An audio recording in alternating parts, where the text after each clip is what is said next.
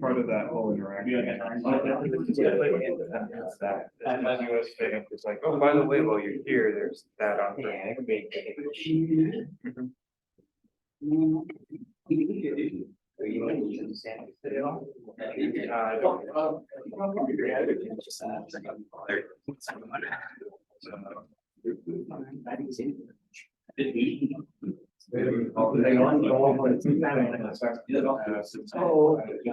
Fine print, they'll give you an address. How to post it. It's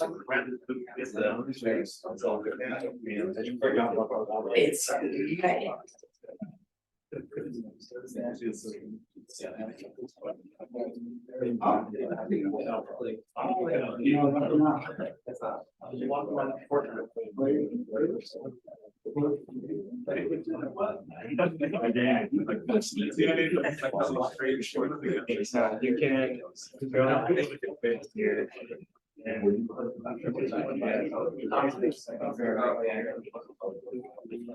it was hard to find people to do it. It was so hard to find.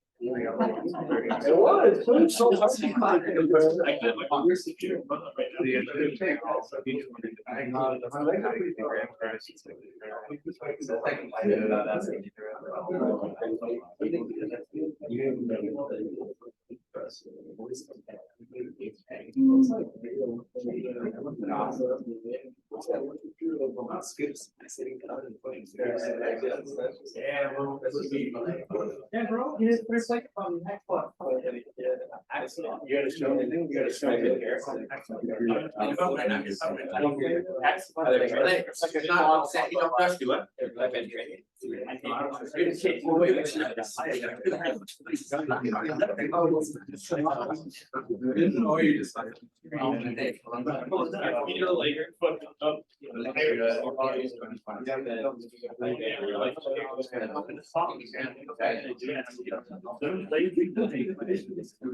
to get reimbursed for.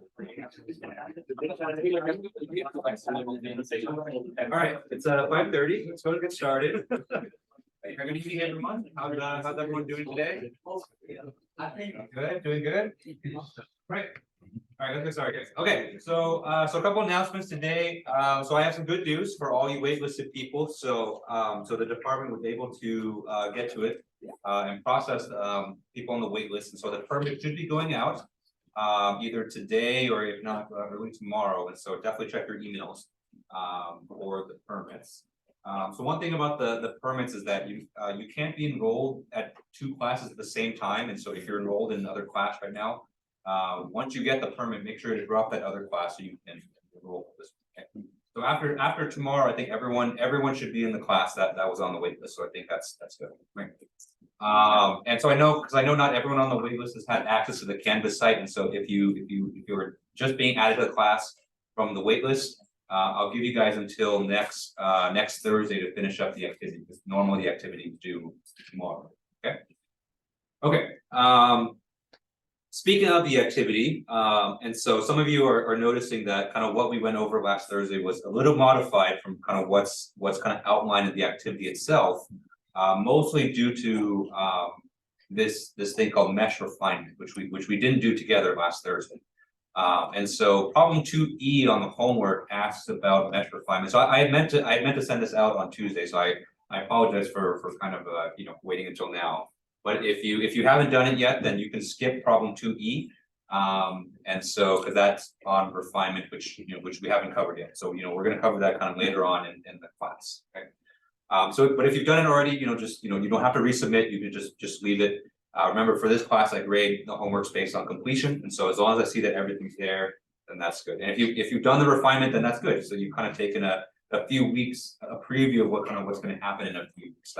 It's not a bad thing. We're still going to go over it, so you didn't waste any time or anything like that. But if you haven't gotten to it yet, then you don't have to worry about it. Okay. Okay, and so with that said, the plan for today, so Tuesday, we did a lecture based on kind of a little bit of background information on FEA, kind of a little bit of the history, as well as kind of, about boundary value problems and kind of how to set it up.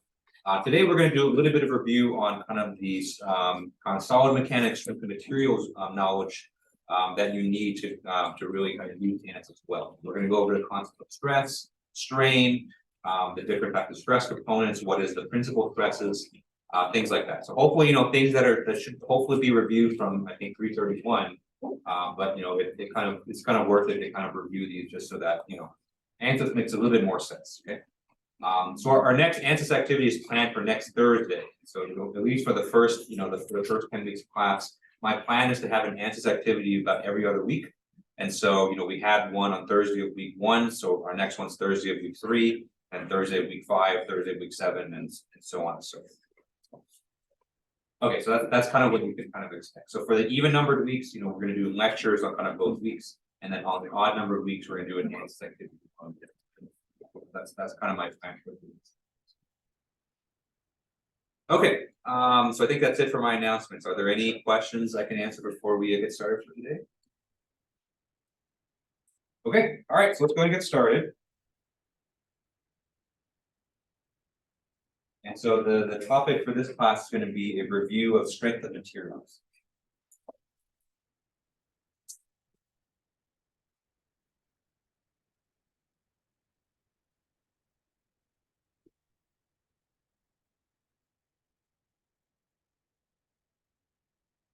Okay.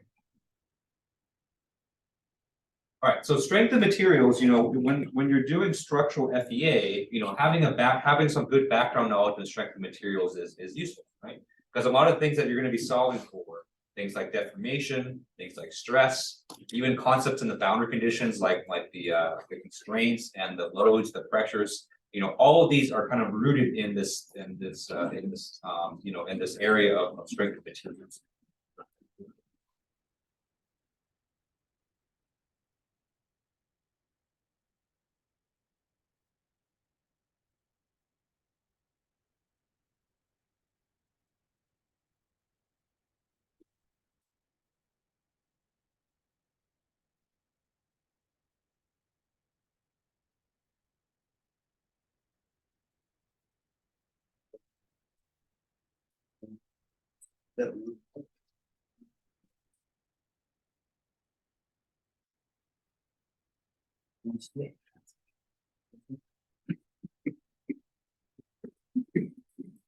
And the majority of what we're going to be doing in this class is structural FEA, right? And so, just making sure that we understand kind of what the stress are, what they represent, why they're important.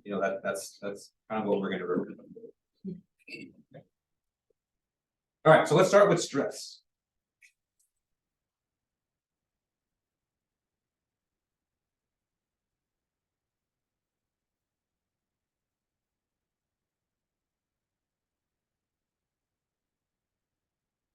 And so stress, I think first it's good to start with the units. And so stress, its pure definition is nothing more than just a force distributed over an area.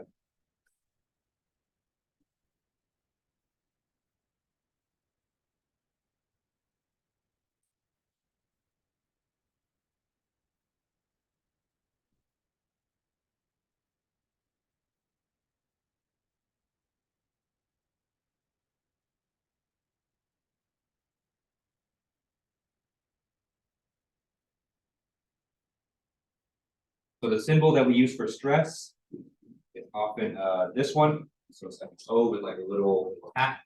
So we call this sigma.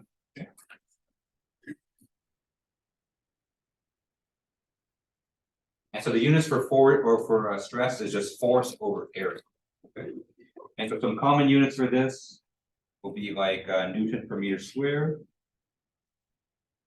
which is the same as a Pascal.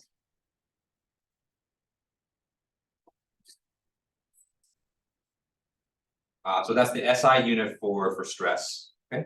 Or if you're working in English units, and a common one is the pound per inch squared. Another one is PSI.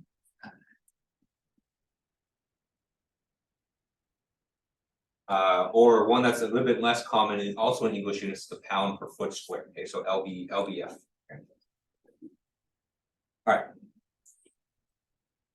And so if you'll notice, these units, and kind of this almost kind of the same concept is the same as pressure, right? And so how we understand pressure is also a force distributed over an area.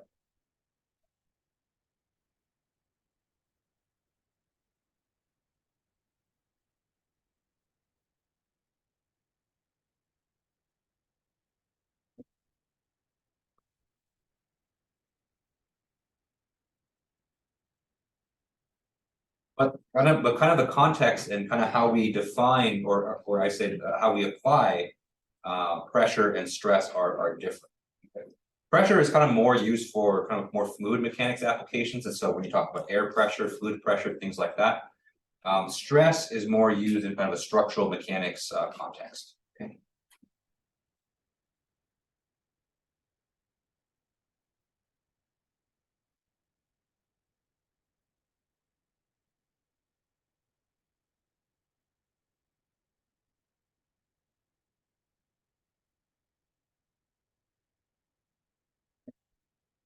Same units though, so that's confusing, right? So two concepts that are similar but not quite the same in context, but they share the same units.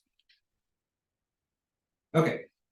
So what is the context, or what is the application in which we talk about stress?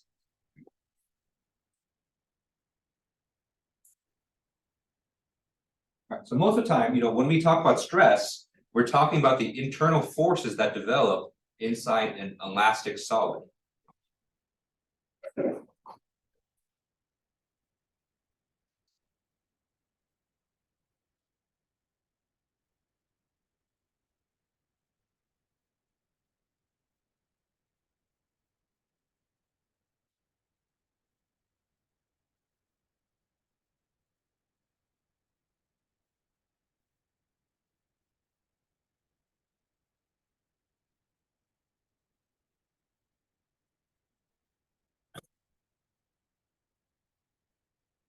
Because when you have an elastic solid, and you expose it to some kind of external forces or external loads, then these internal forces have to develop in order to keep the entire object in equilibrium.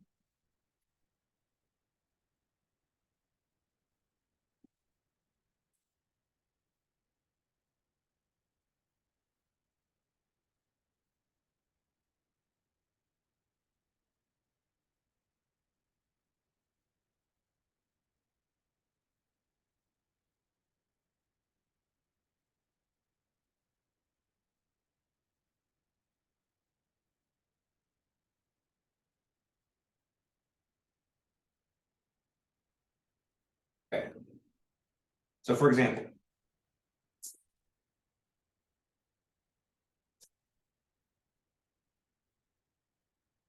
let's take a simple rod, and then let's pull it in tension. Okay, so we're gonna take the two ends and we're gonna pull on it.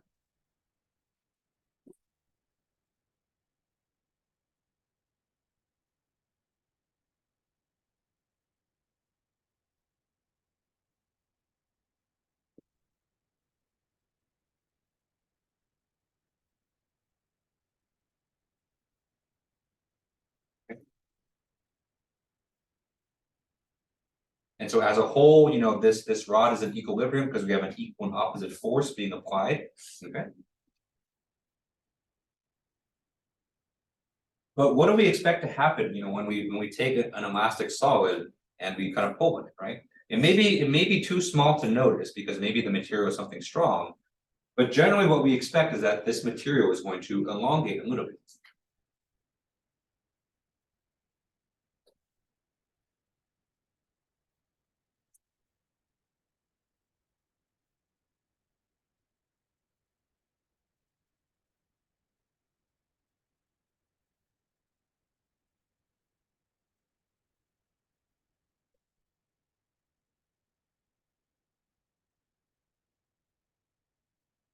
So another characteristic of elastic solids is that if we were to kind of take a slice here, okay, if we were to kind of slice the rod kind of in the middle, although it wouldn't really matter, you could slice it anywhere else. And then we look at a free body diagram of just one side of the rod.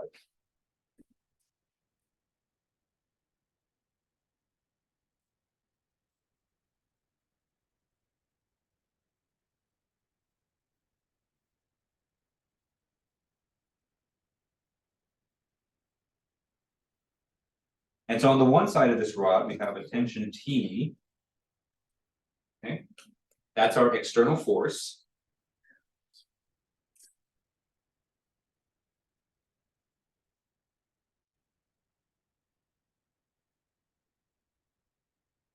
But this section of the rod, needs to be in equilibrium, right? So there needs to be an equal and opposite force being applied on the interior of the solid that keeps this structure in equilibrium.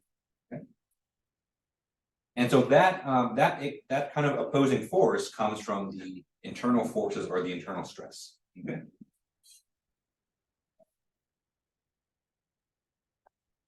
And so often, we say that stress or that force is being distributed across the entire cross section. Okay, so we often draw with a few different arrows.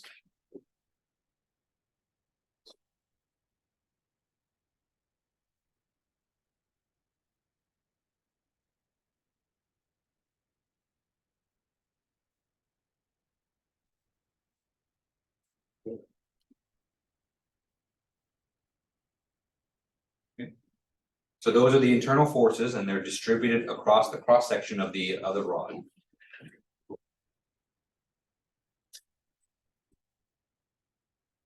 And since it's a force distributed over an area, we can say that this is the internal stress.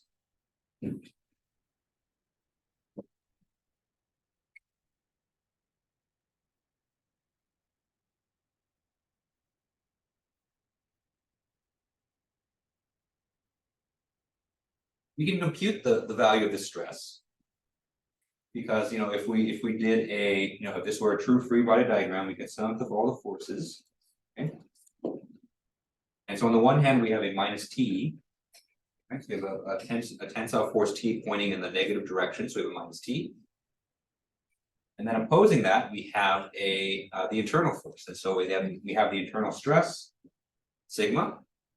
Okay.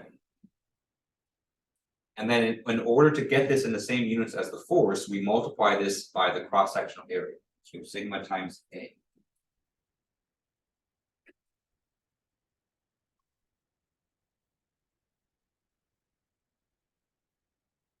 And so since this structure here, or this rod is in static equilibrium, then we set this equal to 0. Okay. We can then solve this expression for sigma. And so what we get is sigma is equal to T. So I just add a T to both sides, divide by A, and then we get that.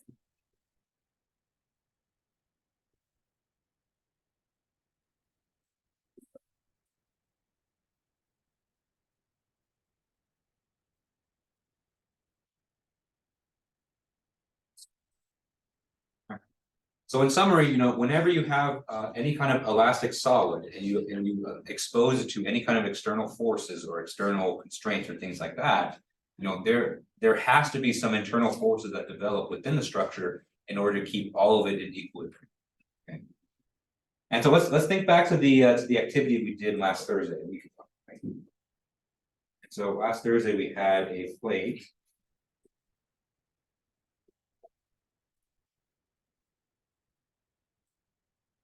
And then we were pulling on this plate with a tensile force just like that. And over here, we have it fixed to the wall.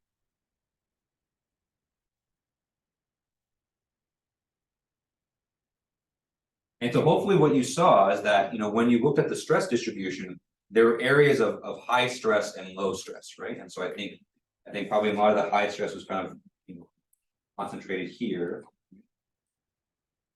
And then it kind of got, lower as you got away from it, right? So it became kind of orange, kind of around here.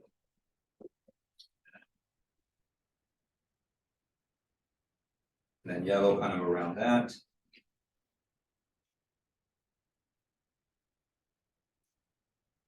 And then blue kind of blue everywhere else, okay?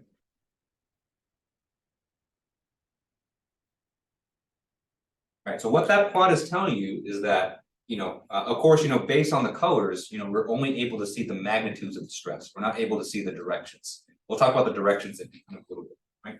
But what this is telling you is that in order to keep this structure in equilibrium, with all the external forces, with the external tensile force that we're applying and the constraint that we're putting on the left-hand side, the stresses have to be very, very high at kind of the top and bottoms of the hole in order to keep this structure in equilibrium.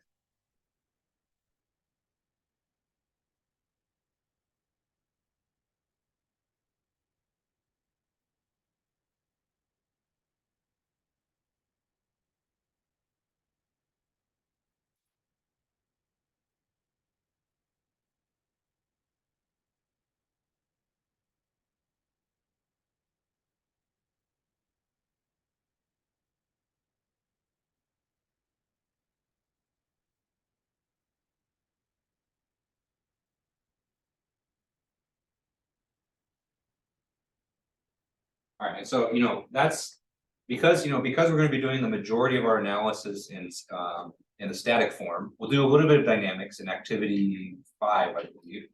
But because we're doing mostly static analysis, this is kind of what I want you guys to think about when you see the stress, right?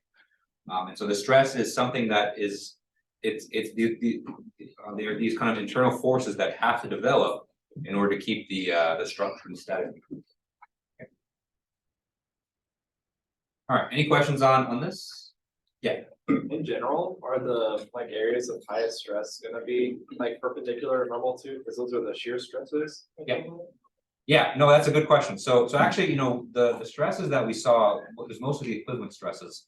And so we didn't actually get a sense of, whether they were normal stresses or shear stresses. And so the equivalent stress kind of combines both of those together. And so we'll talk about that a bit later today as well. But you can actually ask ANSYS to tell you, which, show me the normal stresses separate from the shear stresses. So you can actually do an analysis is, even though I see high stresses here, is this mostly normal or shear stresses or a combination of the two? You can definitely see both. Yeah.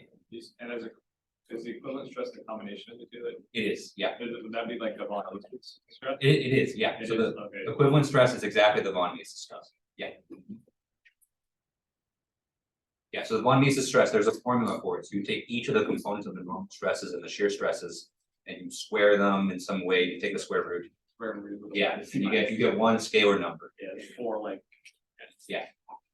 I always sometimes I forget, but if it's not here, we'll talk about it. I'll have the equation for the von Mises stress, but I'm sure you've probably seen it before. Yeah, machine design. Yeah, there you go. All right, any other questions on this? Okay. All right, so let's actually talk about normal and shear stresses as well.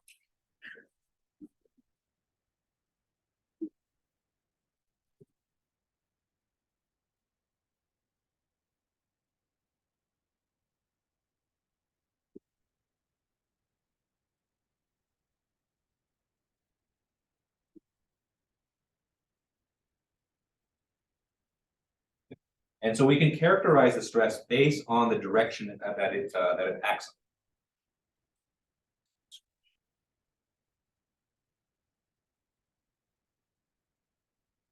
Right, so first we have normal stresses, and so normal stresses act perpendicular to the surface. Or I would say perpendicular to the cross section that you take it in.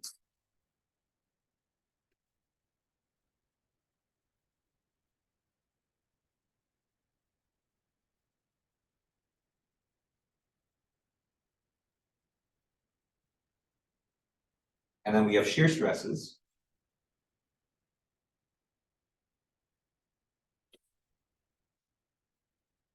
And so shear stresses act parallel to the cross section.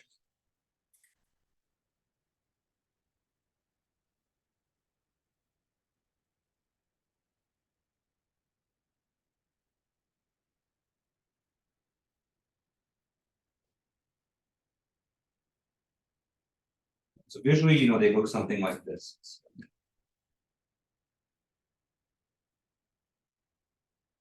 Okay, first we have normal stresses, so normal stresses look something like this.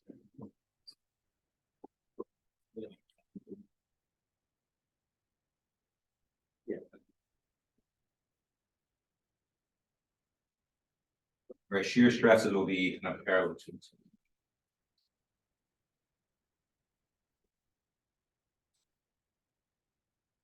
Okay.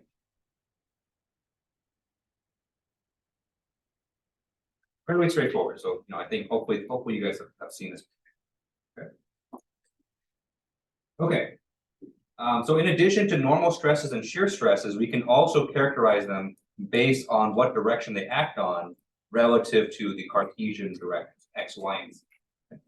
And so within normal stresses and shear stresses, we can characterize them as three. There's three of each. Okay.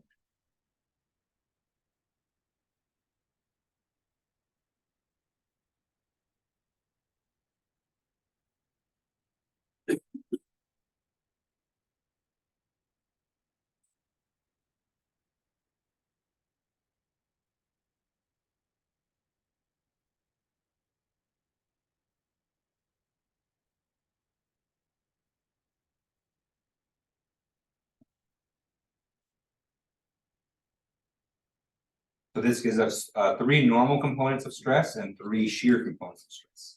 So 6 components overall.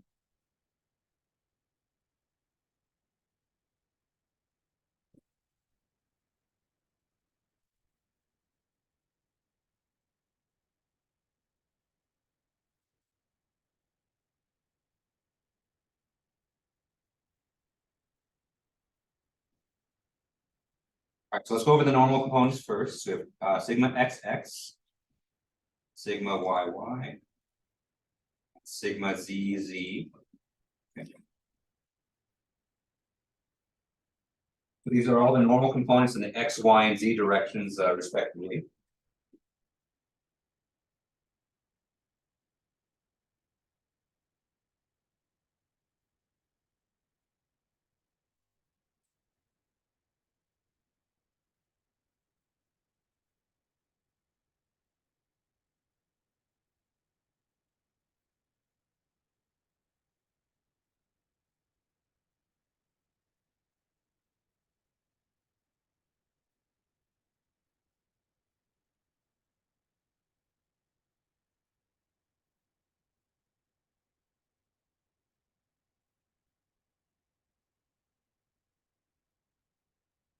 Okay.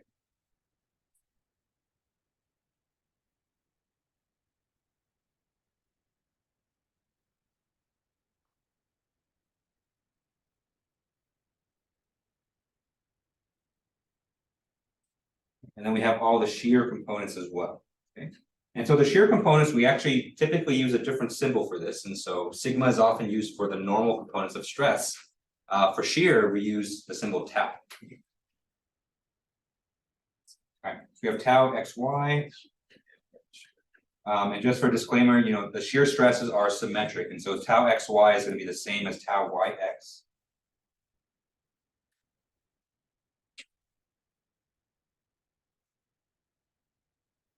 And so this is the shear stress in the y direction on the x face.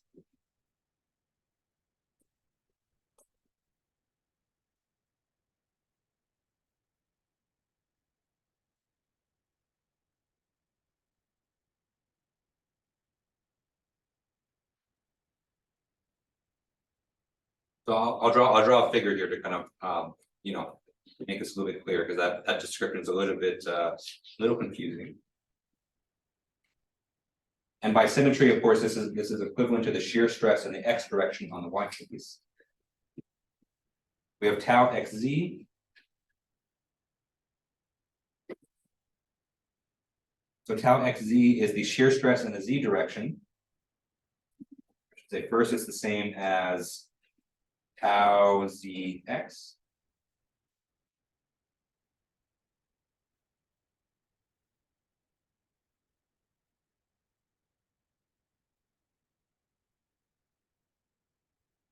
On the x face.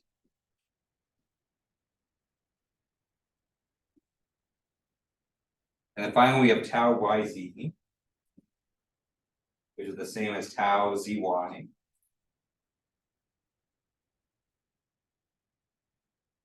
So this is the shear stress in the z direction.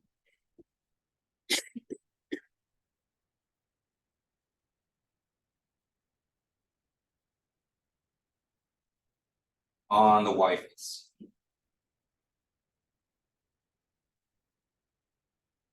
Okay. So a lot of writing there, but you know, hopefully this is kind of just review. Okay. And so to kind of illustrate this, you know, and you probably might be wondering what the X face and the Y face are, okay?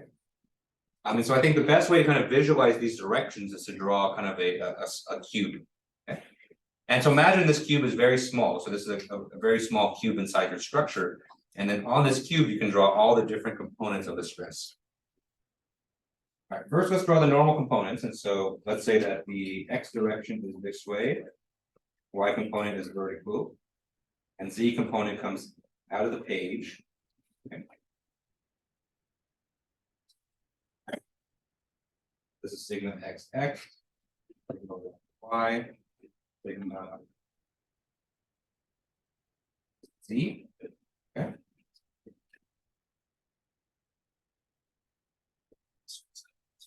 And then we have the shear components. Okay. And so let's do tau xy first. So tau xy is a shear stress in the Z direction on the X face. Okay. And so that looks something like this. Okay. And so you can see how I drew that arrow on the X face. So the face that faces in the X direction, but I drew the arrow in the Y direction. Okay. Okay. Next, we have tau xz. So tau xz is on the X face, but in the Z direction.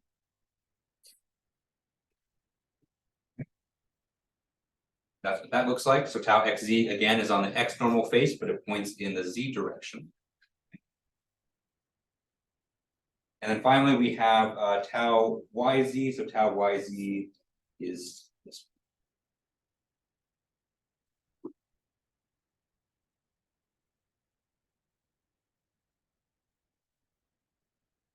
And so you can see it's on the top of the box because it's on the Y face, but the arrow itself points in this. And then we can draw in all the reciprocal shear stresses as well. So, you know, because it kind of looks kind of weird having only 3 blue arrows, but you know, you can tell that there's also going to be this one, and this one as well. Okay. But just because of the symmetry in the shear stresses, you know, those are equivalent to its corresponding part. Okay. So that's why I kind of only drew.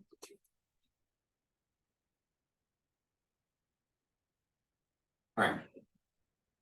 So those are kind of the 6 components of stress that we can look at, and these are all obtainable within ANSYS as well. And so if you kind of if you kind of think back to our activity last Thursday and you added the result for the equivalent stress, you could very easily add a result for the normal stresses, for the shear stresses, and then from those you can choose which direction that you want to look at as well.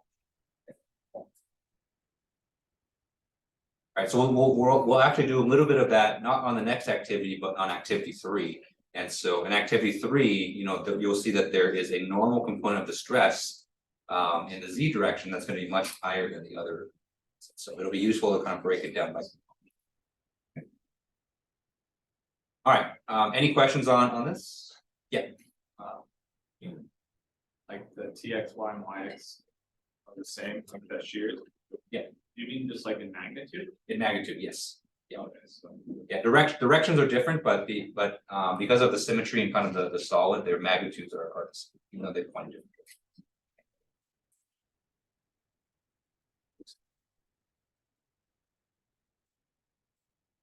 Okay, so why do we care about stresses, right? So you know we've gone over this concept of stress, kind of why it develops, right? But you know, why is it important? And so for ANSYS, you know, one of the things that ANSYS does really well is that it allows us to compute these stresses very, you know, pretty easily, right? It's just a few different mouse clicks. And so what do we use this for? And so one thing that we're often interested in when we're doing finite element simulation is what I call kind of failure analysis, right? So we want to know that when we take our structure, we take our part, and we expose it to these external loads, we want to make sure whether this part is going to survive or if it's going to fail.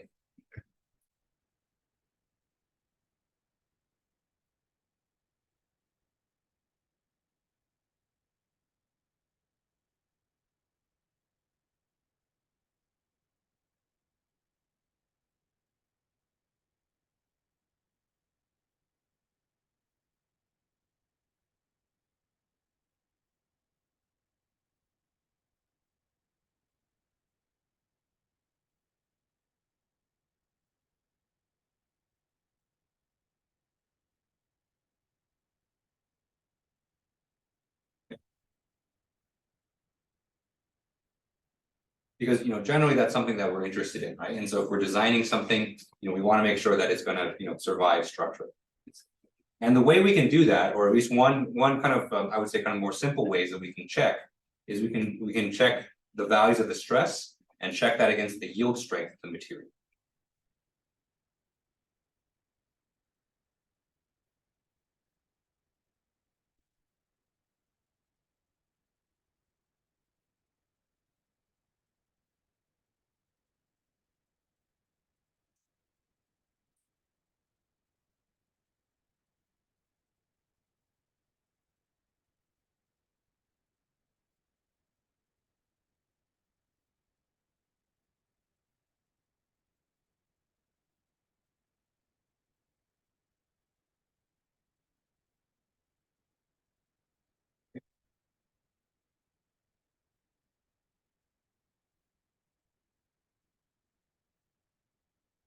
So every material has something called the yield strength, where the idea of the yield strength is that if the internal stress of the material exceeds that yield strength, then the material will start to fail. You'll start to get into plastic deformation, and then if it's so bad, then the entire thing will just kind of break apart. Okay. So oftentimes we're going to test if sigma. Where sigma here is the, oftentimes we're going to check for the maximum stress inside the structure.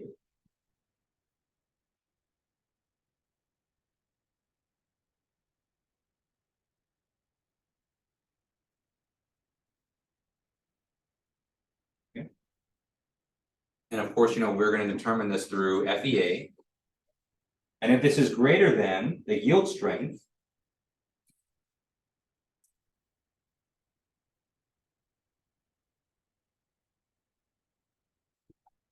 if this is greater than the yield strength of the material, then we're going to say that the structure is going to fail.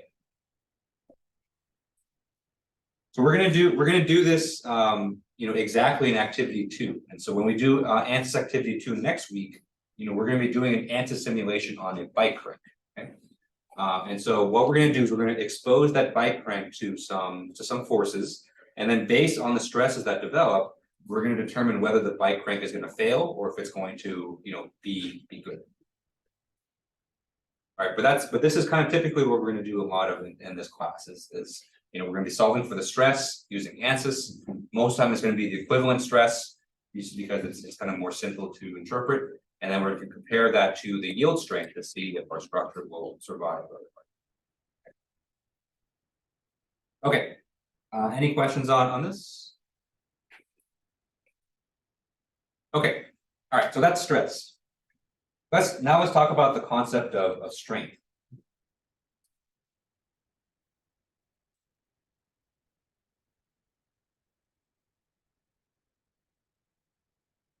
Okay. And so, stress and strain are very intimately related. And so we talked a little bit about this on Tuesday, which we'll review a bit today. But whereas stress is kind of an expression of the forces that develop in a material, strain is more of a concept of deformation.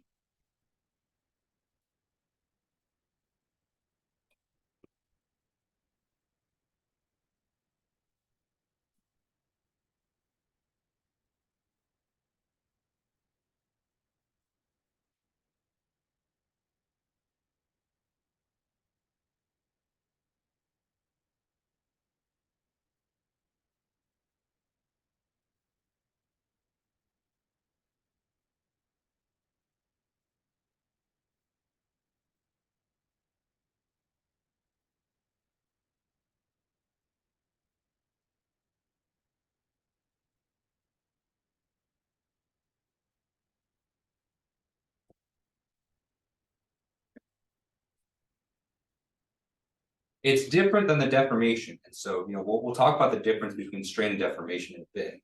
Okay? But one thing to know about strain is that it's actually unitless, and so it doesn't have any units at all.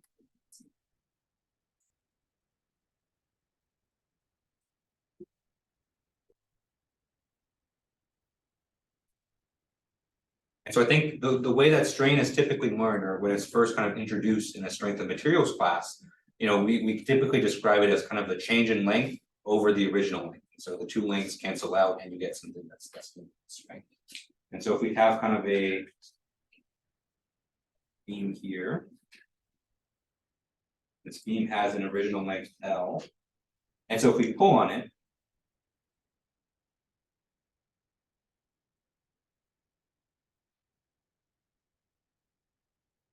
so let's say we pull on it with the force T, we have its original length L. And then we have the change in length delta L. Okay. And so the strain, which usually we give it the symbol epsilon. Strain is usually just the change in length over the original length.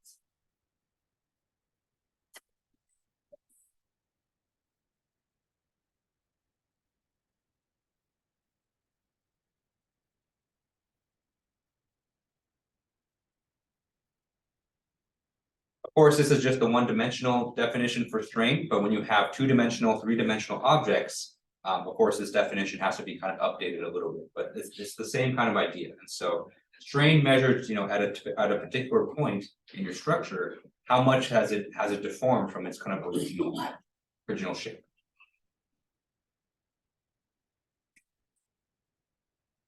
Okay. So that's strain. So when we measure, when we report strain, or when we ask ANSYS to report on strain versus when we ask ANSYS to solve for deformation, what's the difference?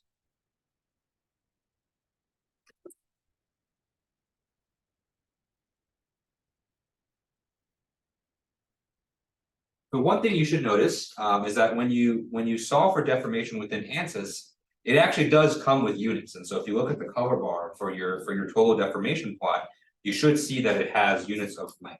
Okay?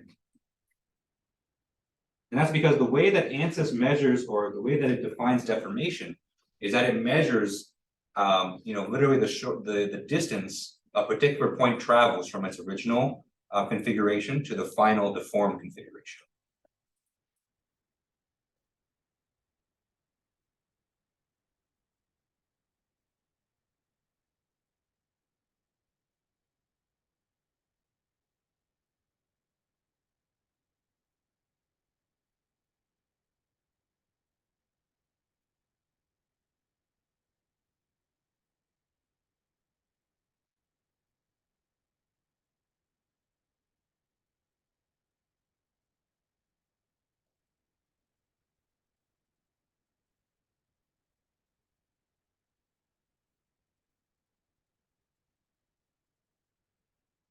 Okay.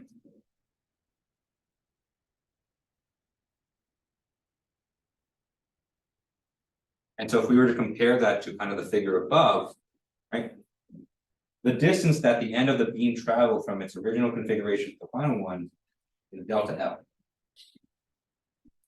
And so if we were to run a simulation on that simple rod in ANSYS, and we were to report the total deformation, this is what ANSYS would report.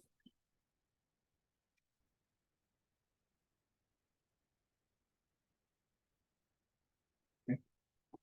So it's just original location, distance formula to the final location. Okay, we do that on a point-by-point basis. Whereas strain, of course, is going to be, it takes information from its original configuration and you can almost think of it as like it normalizes it. It's not quite the same as normalizing, but we take the original length, the original size, and then we kind of divide that by the deformation to get the strain. All right. Any questions on this? All right. Of course, for a lot of solids, especially linear solids, stress and strain are related. Right? So we talked about this on Tuesday.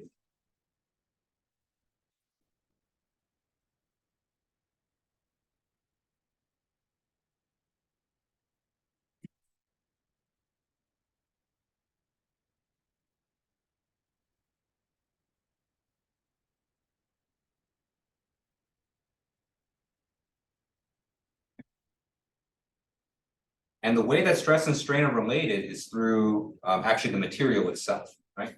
And so there's, for every material, there's something called a constitutive relationship that defines the relationship between stress and strain.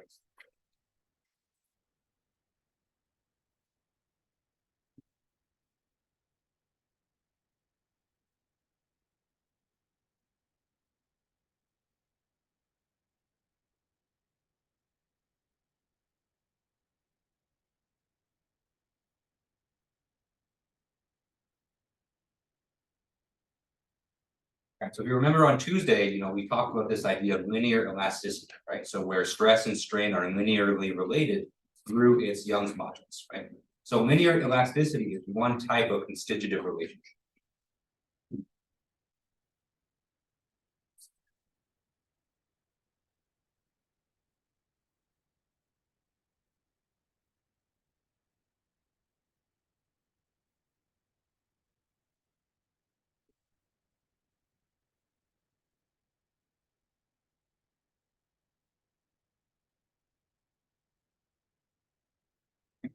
And so under linear elasticity, we know that stress is equal to Young's modulus multiplied by strain.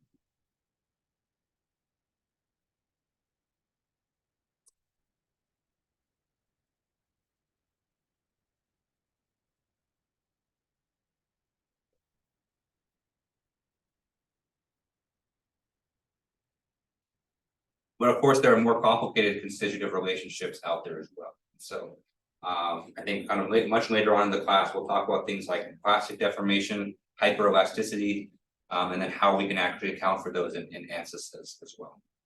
Okay. But for now, generally for the first, at least for the first half of the class, assuming linear elasticity is perfectly fine because we're going to be working with fairly small deformations. Any questions on this?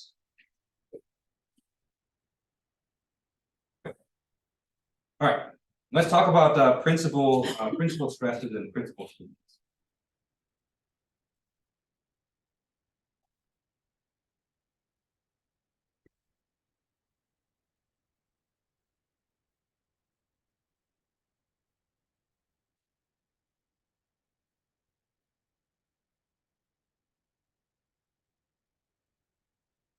Okay.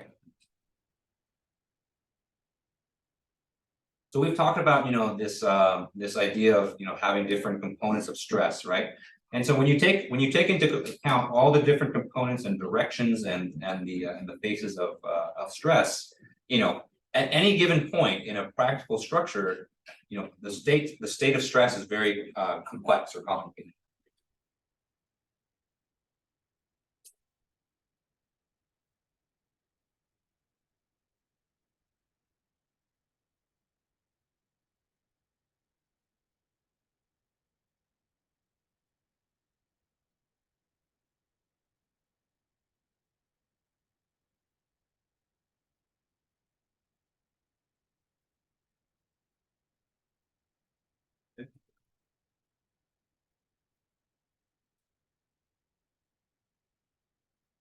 And so often this is because we have all 6 components being active at the same time. So I'm going to draw a 2D case just because of my limitations and my drawing ability. Right? And so for a 2D case, have normal stresses, shear stresses, right?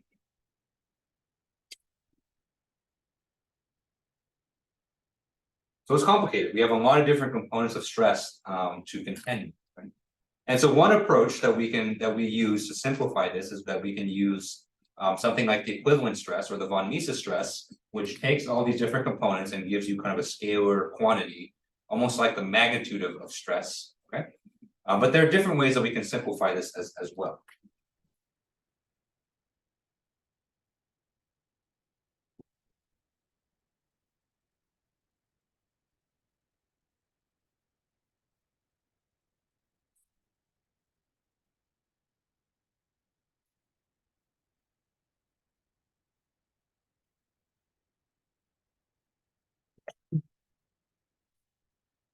So one way that we can simplify it is we can just rotate our reference frame, right? And so part of the reason it's complicated in here is that, because we're stuck to kind of the conventional X, Y, Z directions, you know, in order to fully describe the state of stress, we need all the different components in all the different directions, right? But if we were to perform a rotation,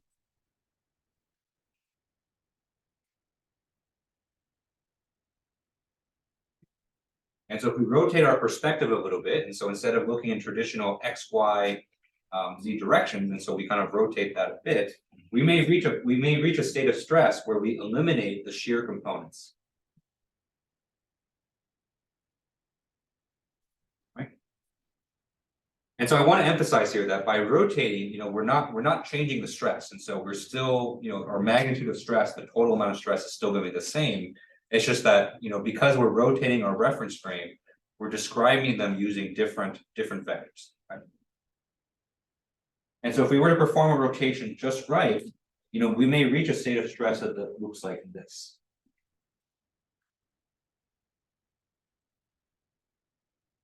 This may be like sigma prime, this is kind of sigma OG sigma, okay, sigma OG. So sigma and sigma prime, they're the same, right? So they have the same magnitude. It's just how we describe them is different. All right. And so this state of stress here, where we perform this rotation and we've eliminated the shear stresses, this is known as the principal stresses of the material.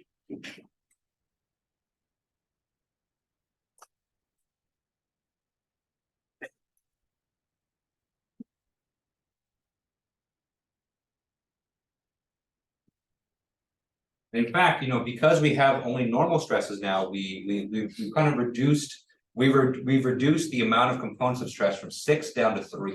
Okay.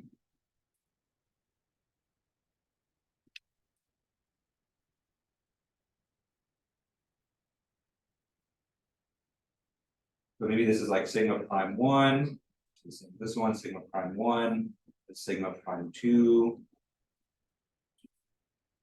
And if we're in 3 dimensions, we'd have sigma prime 3 as well. Okay. And so from those 3 components, we can kind of characterize them based on their magnitudes, because oftentimes they're not going to be the same.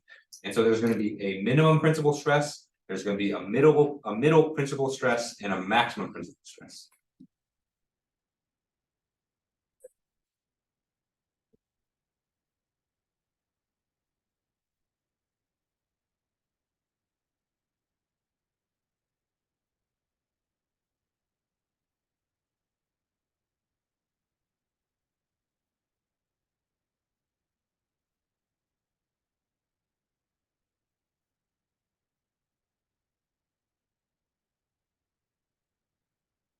Yes.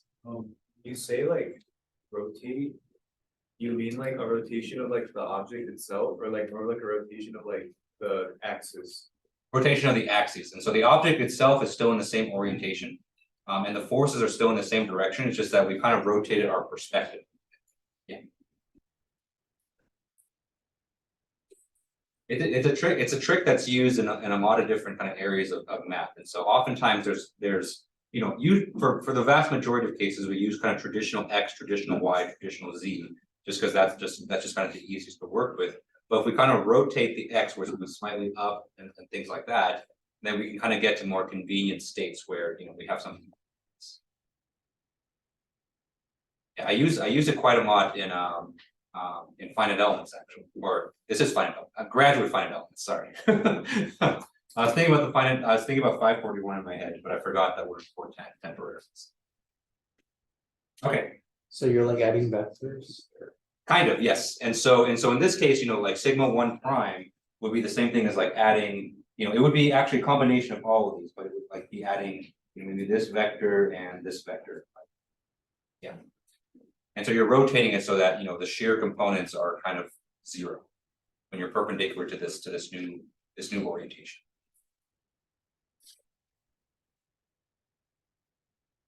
Okay.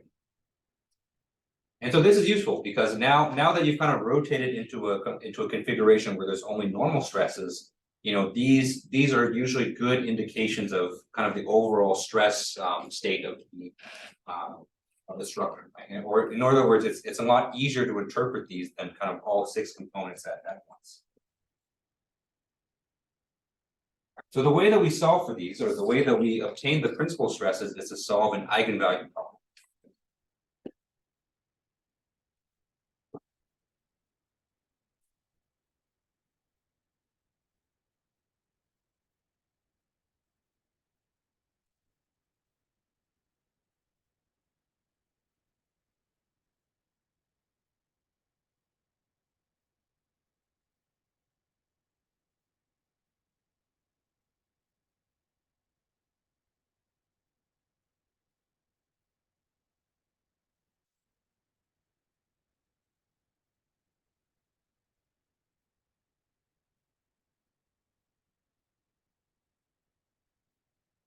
And so this eigenvalue problem is associated with the stress tensor.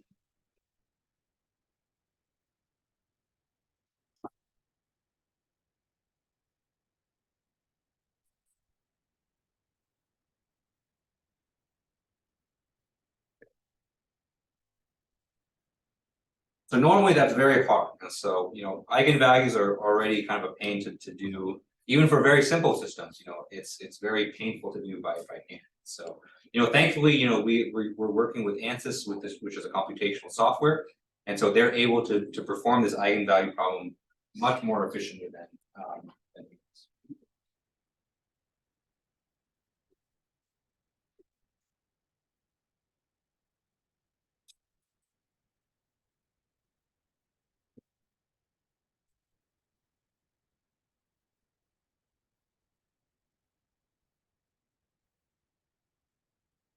Any questions on that?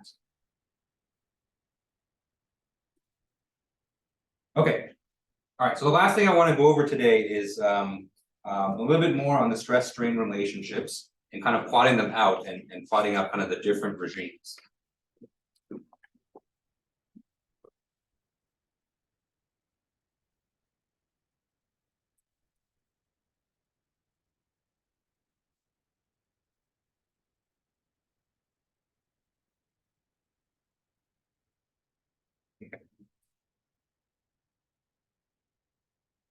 All right, so first, let me go ahead and draw a typical stress strain curve for a typical material.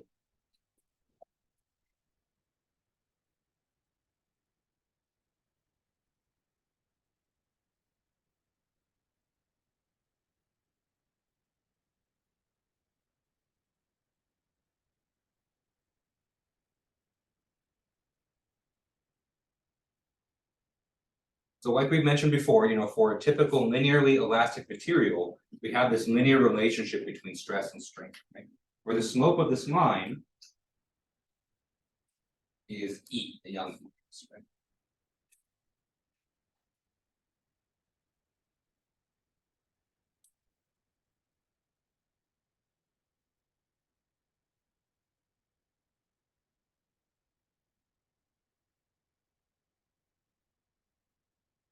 If you were to continue past this, right? And so if you were to kind of continue straining the material, eventually you'll reach a point where the relationship is no longer linear.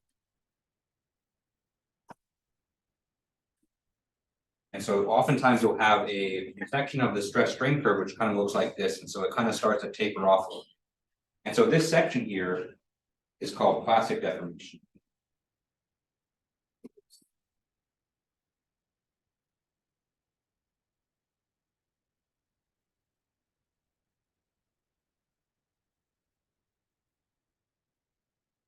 And kind of the hallmark of plastic deformation is that kind of once you reach that area of the stress strain curve, then there's kind of no going back. So that's kind of when you start to see kind of more permanent deformation. Right? Because one thing about linear elasticity is that the assumption is that when you load the structure, right, the structure is going to strain because of the stress that develops, right? But if you were to release that stress, if you're to release the loading, then the structure will be able to kind of elastically go back to its original configuration.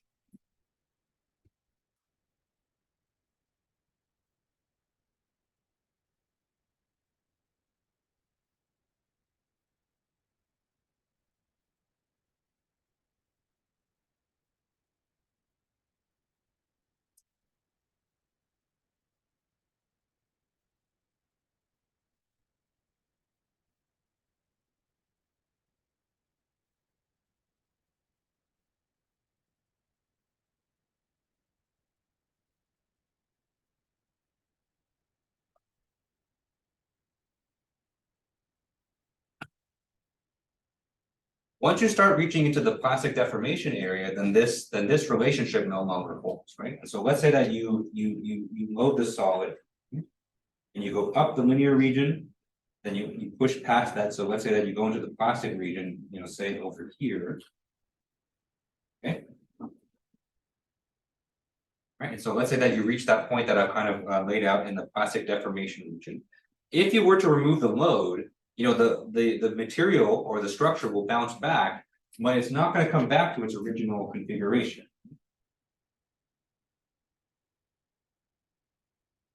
And so actually what's kind of interesting is that from that point, you know, the structure kind of thinks that it's kind of deloading linearly.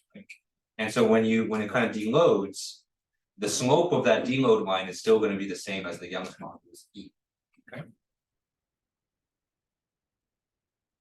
And then eventually when it reaches a point when the stress is zero, you'll see that it reaches a point where there's some residual strain. So there's some strain left in the material, which is not from the original configuration.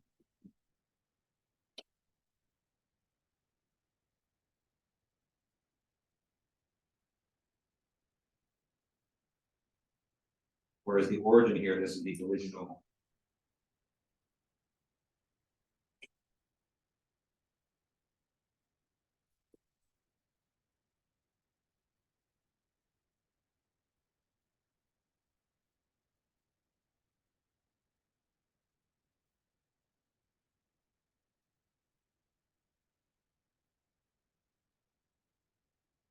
So that's kind of typically what you see for linear materials, and so for, you know, all the materials what we're covering in this class.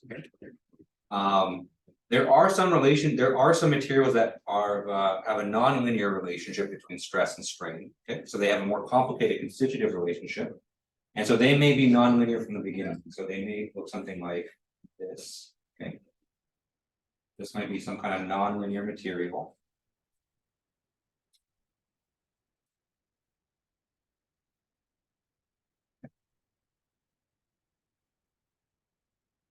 And so their behavior is a lot more complicated. So, you know, we'll talk about this a bit more kind of later in the class. Okay.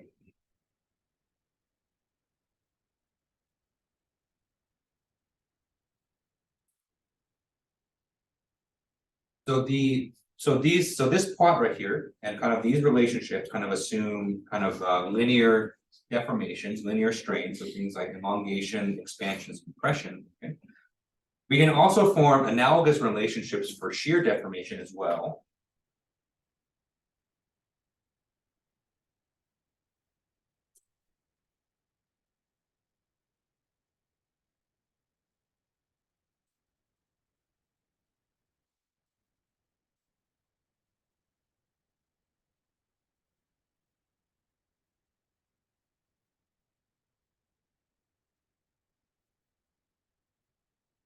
In fact, for a linear material, the equation is almost identical. It's just that the symbols are different. Okay. And so for linear material, we have tau. Remember, tau here is shear stress. Tau is equal to G times gamma. For G here, this is the shear modulus.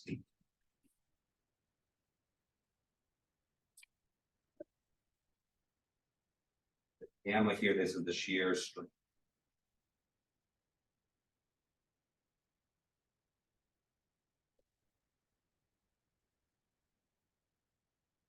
It's basically perfectly identical to the linear stress strain relationship. It's just the symbols are different.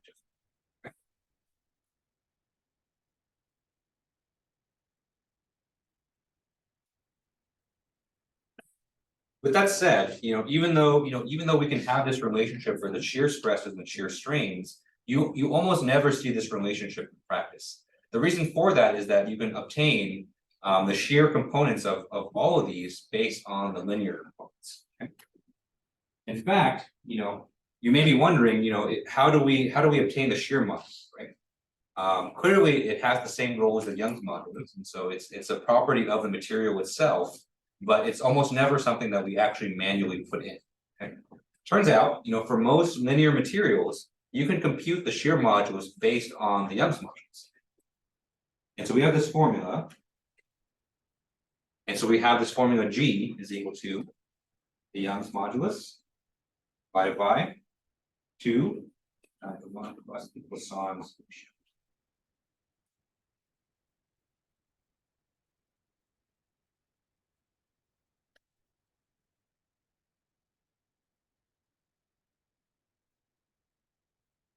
In fact, ANSYS automatically assumes this relationship if you have a linear elastic material.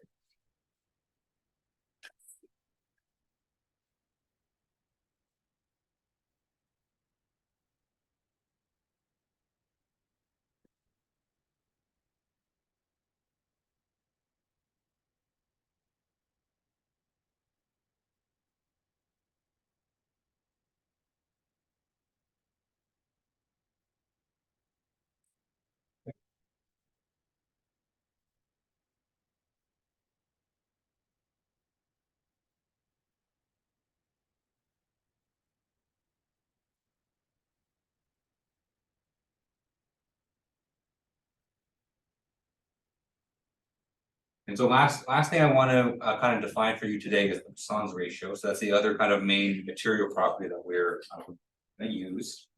Okay. So the symbol for the Poisson's ratio is nu.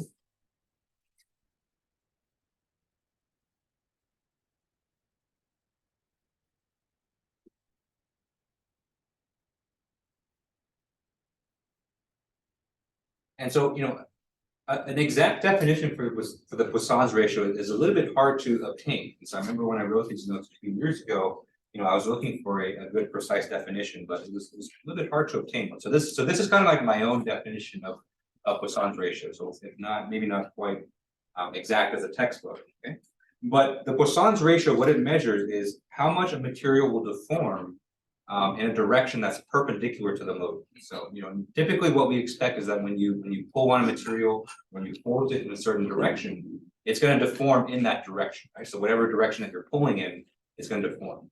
Okay? But, because of the requirements of conservation of mass, if a material is getting longer, it has to also get thinner, right? And so you can't just elongate and have that mass just come out of nowhere. So the Poisson's ratio kind of measures how much of that kind of I call it perpendicular deformation that.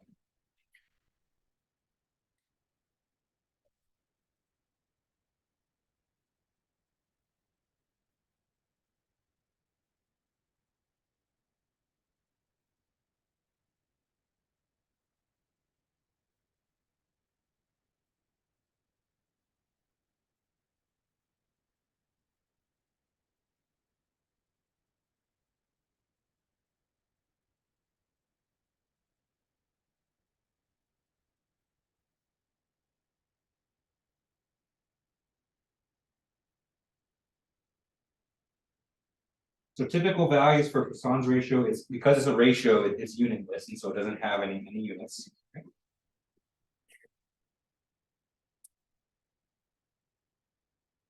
And so for most solids, it's anywhere between 0.25 and 0.3.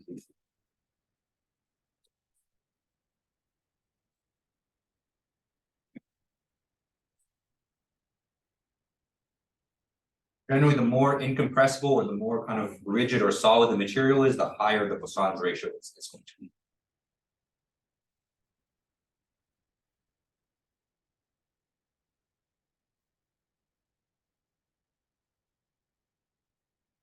All right, any questions on this?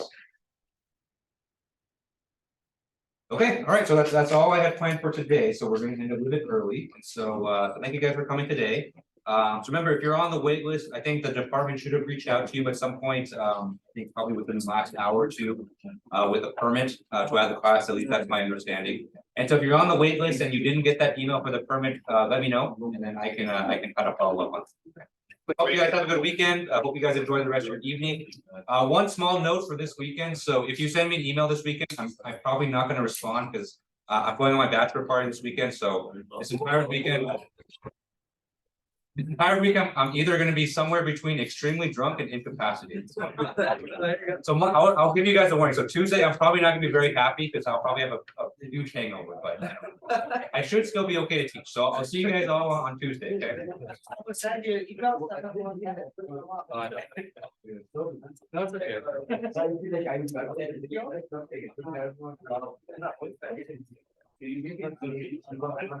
Yeah, I know.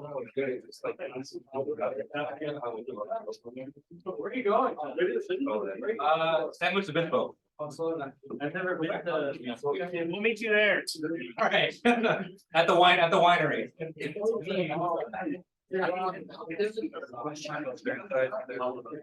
And then Jay, have a good weekend. Julie would have sent it by now. Okay, wait, let's wait until tomorrow. I think there was a lot of this. Or the accents. But so not by tomorrow, they let me know. Can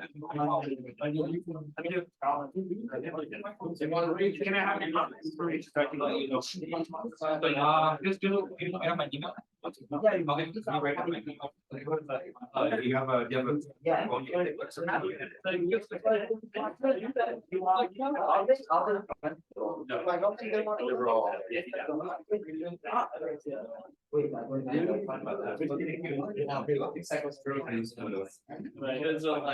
Did you guys record it?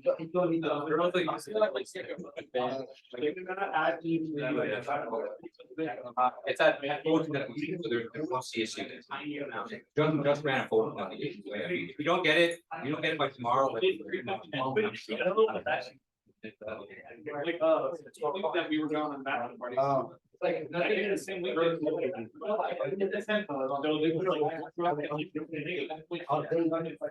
I think he just kept running very hard. So did it like, no,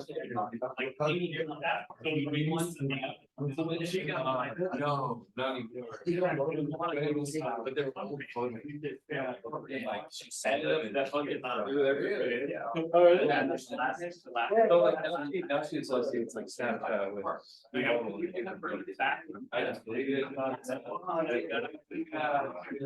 My younger brother there too. And